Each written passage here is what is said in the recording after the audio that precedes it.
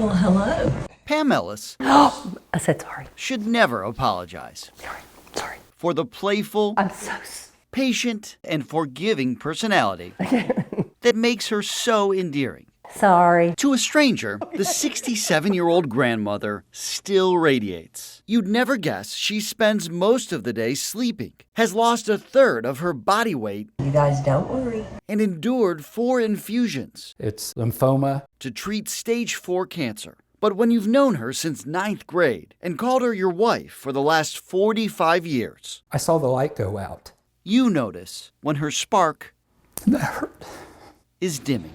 I see flickers of it sometime, but not enough. Both Dana and Pam will tell you That was the low point when they canceled the insurance. the federal government bears some responsibility. Yeah, I kind of had given up when they did that. Just as Pam was learning she had cancer last year, and through no fault of her own, she received an unusually high Medicare bill. So excessive, her husband spent months trying to dispute it. A process he thought, while dragging on, was still in process. Little did they know, in November, the Social Security Administration quietly terminated Pam's Medicare coverage, all because they didn't pay that contested bill. You want to talk about a freak-out meltdown? The Ellises only learned of the agency's decision in February, 3 months later, around the same time she was about to start her first infusion. It was a total shock.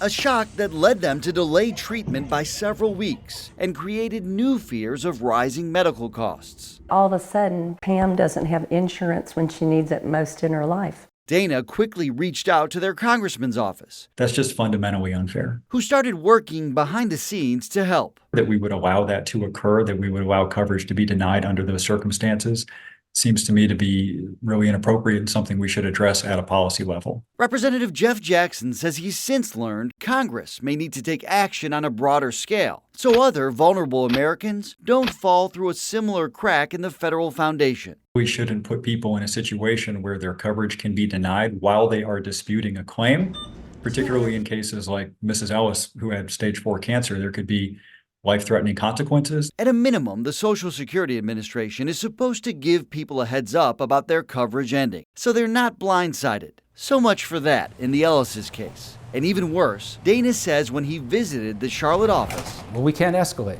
and called SSA, employees repeatedly dismissed him. It was like I was calling about a dental bill. Eventually, he asked WCNC Charlotte for help. I just can't thank you enough. In just a matter of hours, SSA took action. The agency quickly restored Pam's medical coverage and eventually removed the incorrect charge that started the Medicare mess in the first place. They said, I'm sorry today on the phone call, 2 different people. It took the efforts of Congressman Jackson's office and WCNC Charlotte. But finally, I'm sorry, I have to keep positive. someone other than Pam apologized. I'm seeing daylight for the first time. And that, coupled with a recent birthday visit from her daughters and grandchildren, I want to see them get older. I want to do our vacation this summer and see my daughter get married in August. has a recharged Pam once again making plans. You're right, I am making plans. And leaves her husband, That's good. now again able to focus solely on his wife. She's the